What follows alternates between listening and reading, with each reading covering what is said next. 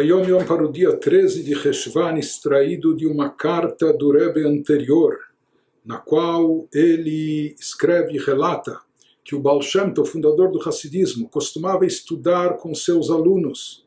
Ele dava, quando ele já tinha assumido a liderança do movimento hassídico, ele tinha os seus discípulos e, entre outras coisas, ele tinha um horário de estudo com seus alunos. Ele costumava estudar com seus alunos, ele tinha uma aula de Gemara, estudava Talmud com eles e ensinava Gemara. O estilo do estudo era de imensa profundidade e erudição.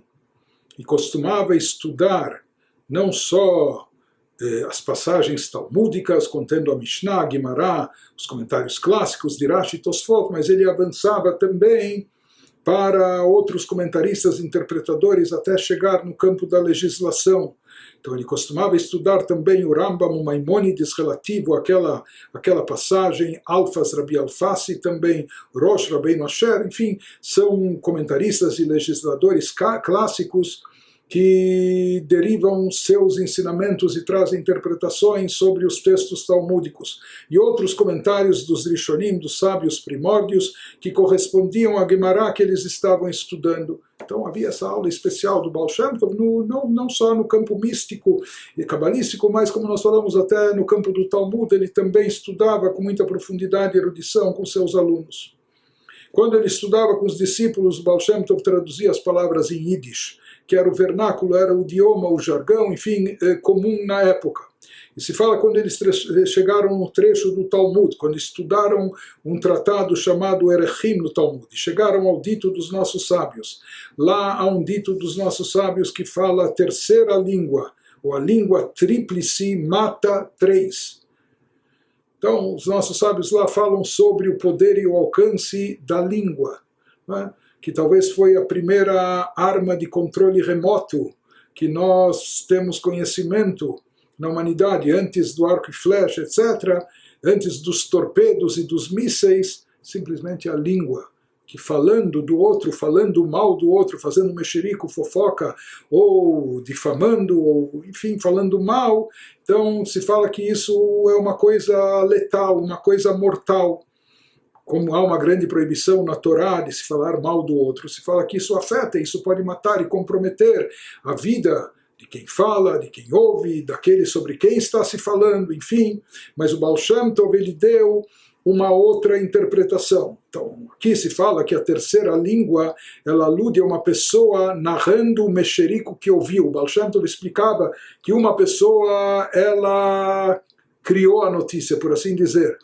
E ela começou a repassar isso para mais um outro. E esse outro que escutou do primeiro, que revelou o segredo, ou que ele viu, ou que ele pensa que viu a respeito do próximo, ele vai e conta isso para uma terceira pessoa. Então, isso alude a uma pessoa narrando o mexerico que ouviu antes, que atua como uma terceira parte. O intermediário entre o originador do boato, quem deu origem e começou a divulgar, e o ouvinte final.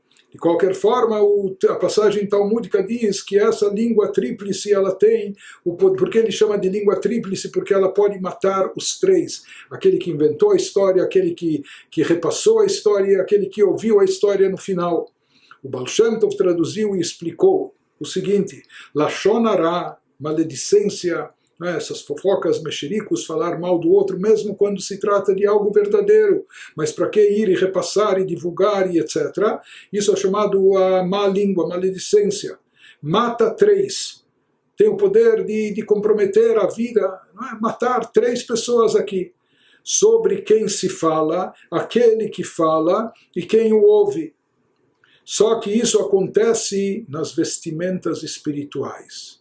Alguém pode pensar, tudo bem, se falou mal, o outro talvez às vezes processa por difamação, quem falou, mas vamos dizer que o outro nem tomou conhecimento que falaram dele, etc. E a gente vê que pessoas fazem mexerico e fazem fofocas e continuam indo para a academia e vivendo aparentemente de forma saudável, não é? Então o que significa que o Lashon Hara mata três, todos envolvidos aqui? Então, explica o Baal Shem Tov que isso acontece nas vestimentas espirituais. Isso é letal no campo espiritual. O que na verdade não é pouco, pelo contrário, é mais grave que o assassinato físico.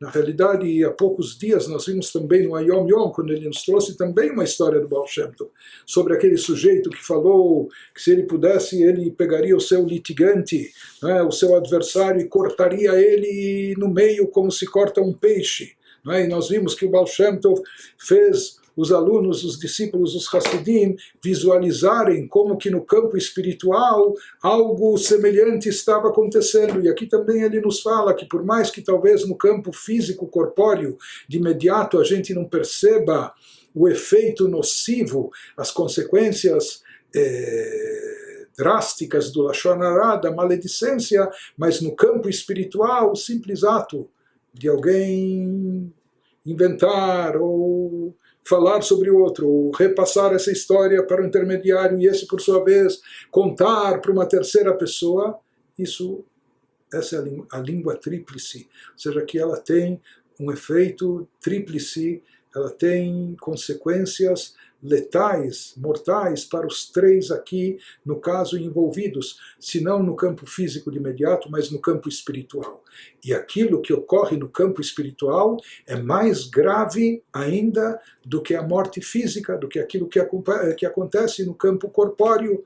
Por isso nós devemos ser muito cuidadosos. Aquilo que sai da nossa boca produz um efeito cósmico. Se não de imediato e aqui no campo físico material, mas com certeza no campo espiritual.